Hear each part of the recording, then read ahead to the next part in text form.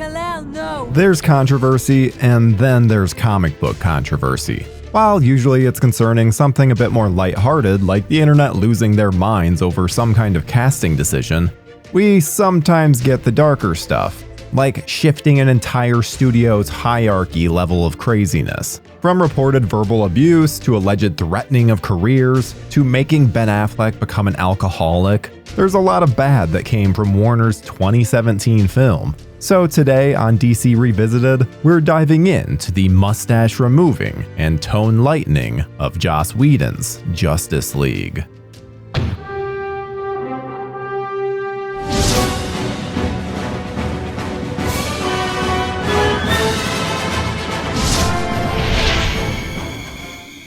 Wow, it's like a cave. Like a bat cave. If you think that other films in the DC lineup have had controversy, then you haven't seen anything yet, because the stuff that goes on here is absolutely nuts. But I should state outright, we'll deal with the Snyder Cut and all of the craziness that surrounded that in a future video. For now, we'll just focus on the original filming period, as well as the Joss Whedon reshoots and subsequent film, because boy oh boy there's a lot to talk about here. But we first have to go over the first inklings of a potential Justice League film. In 2007, Michelle and Kieran Mulroney were hired by Warner to write a script for Justice League.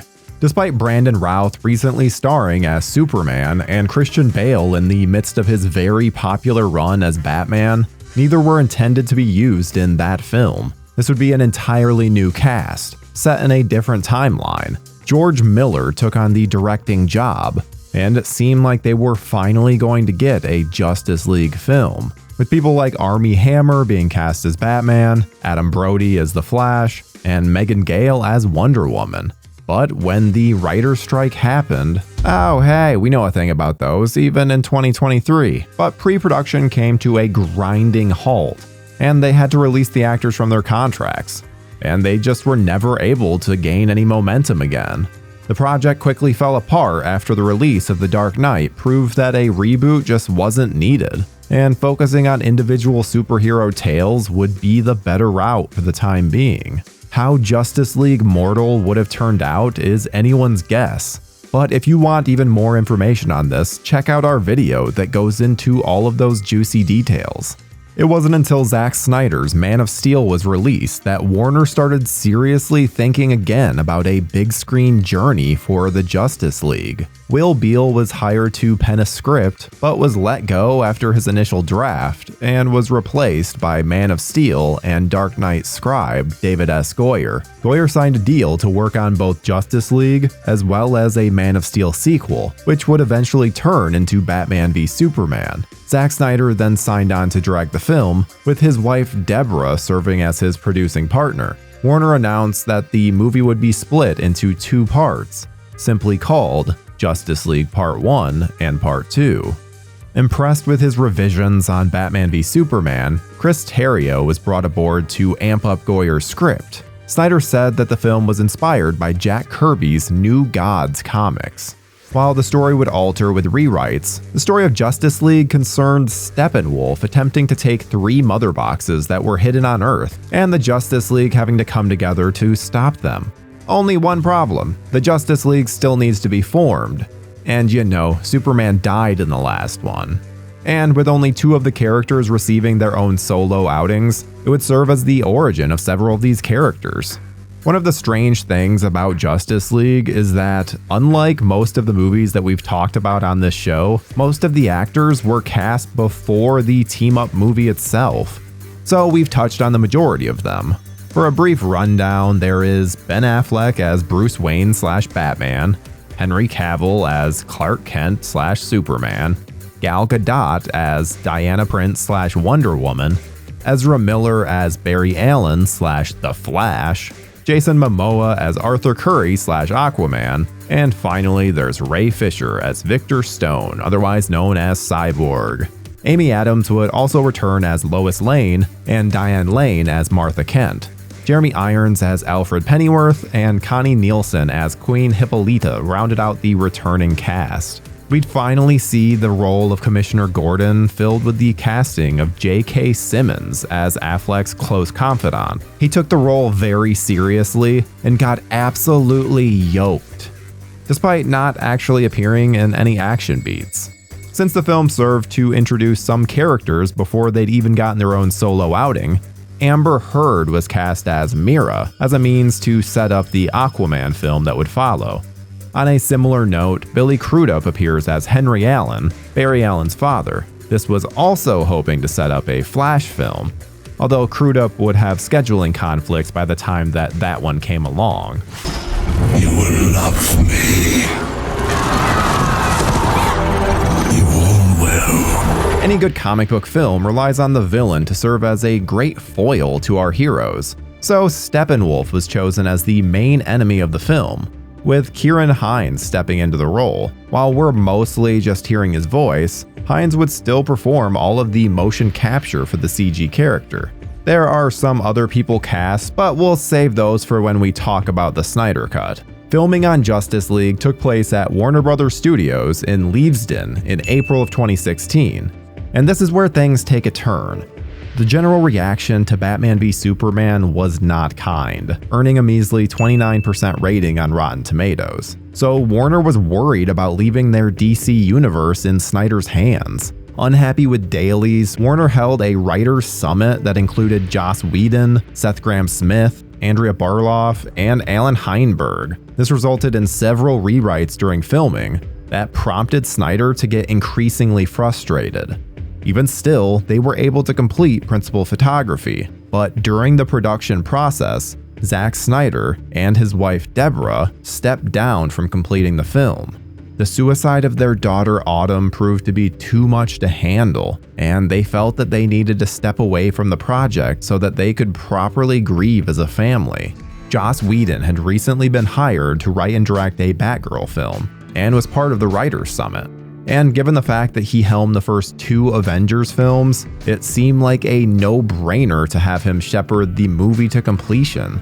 But it wouldn't just be directing that Whedon would be doing, as he also did rewrites, enough to be credited even. When all was said and done, Whedon was said to have contributed nearly 80 pages to the final film, to the point that Chris Terrio wanted his name off the project, which he unfortunately did not get. If you think Justice League looks a bit different, that's because Snyder's longtime cinematographer, Larry Fong, was unable to join the film due to scheduling conflicts with Kong Skull Island. Fabian Wagner took over the role and gives it a decidedly different vibe from either Man of Steel or Batman v Superman. Then when you add in the Whedonness of it all, then you get a much brighter and more saturated film. Extensive reshoots took place in mid-2017, which would add nearly $25 million to the film's already large $275 million budget. They were said to have been very tough, with Ben Affleck saying, "That was the worst experience I've ever seen in a business which is full of some shitty experiences. It broke my heart." In fact, Affleck points at this as his rock bottom moment with drinking, something that would eventually lead to his divorce from wife Jennifer Garner. To say that Affleck's life was forever changed by Justice League would be a bit of an understatement. Then there's the mustache of it all. Unfortunately, the massive reshoots happened at the exact same time that Cavill was supposed to be filming Mission Impossible Fallout. This kind of thing happens a lot with big budget films, but there was one giant issue. Cavill was contractually obligated to keep his soup catcher. Fallout director Christopher McQuarrie was even very nice about it, initially giving Cavill permission to shave the stash, with the caveat that they paid the production $3 million, which was the cost to shut them down. They would later just digitally fill in the mustache, but Paramount execs refused, and so the mustache had to be kept. This meant using buku bucks to digitally remove Cavill's mustache. Turns out taking away someone's natural upper lip gives them a bit of an uncanny valley feel, and it's featured much more than you would think. But why they made the baffling decision to showcase it in the very first scene of the film may be the biggest head scratcher of them all. While Joss Whedon had yet to be outed by his toxic behavior by his ex-wife and other colleagues, His behavior on Justice League proved to be a bit problematic. Gal Gadot even alleged that Whedon threatened her career, and said if she reciprocated, he would make her career miserable. While Whedon denied any wrongdoings, Ray Fisher also accused the director of gross, abusive, unprofessional, and completely unacceptable behavior. So, where there's smoke, there's fire. Despite all of the post-production turmoil, Warner Bros. CEO Kevin Tsujihara insisted that the film make its release date. If you're wondering why, when the film was so important to the future of the DC cinematic universe, that they would rush it, well, there was just this little thing called the AT&T merger. The execs at Warner Bros. Were set to get a big bonus if they were able to get the film out before the merger, so they did so at great personal gain. He's a provider, and these aliens are gonna probe him? In continuing with the mandate of lightening up the film, Danny Elfman was brought aboard to compose the music, and even recreates his classic '89 Batman score. There was also a considerable amount of licensed music, with the White Stripes' Icky Thump, Gary Clark Jr. and Junkie XL covering the Beatles, and Leonard Cohen's Everybody Knows getting prominent placement in the opening credits. Well, I knew you didn't bring me back because you like me. I don't. Not. Joss Whedon's Justice League released in the United States on November 17, 2017, and had a worldwide opening of $229 million. The film would end its run at $657 million. Despite this being a massive number, it would still be considered a flop, losing the studio nearly $60 million when all marketing costs were tallied.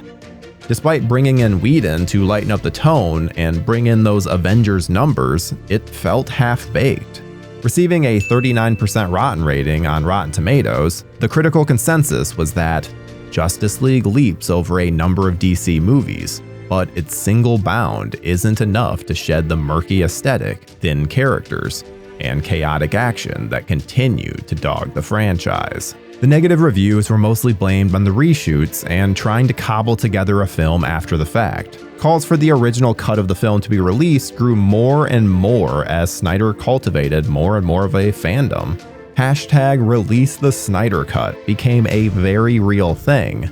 But there's so much information there that we'll save that for when we get to it chronologically, because it's hard to think of a world where a studio would give a director even more money to finish their original vision.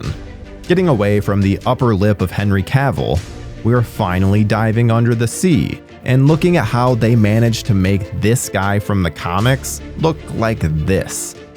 But that's a story for next time. Join us. Same movie time, same movie channel.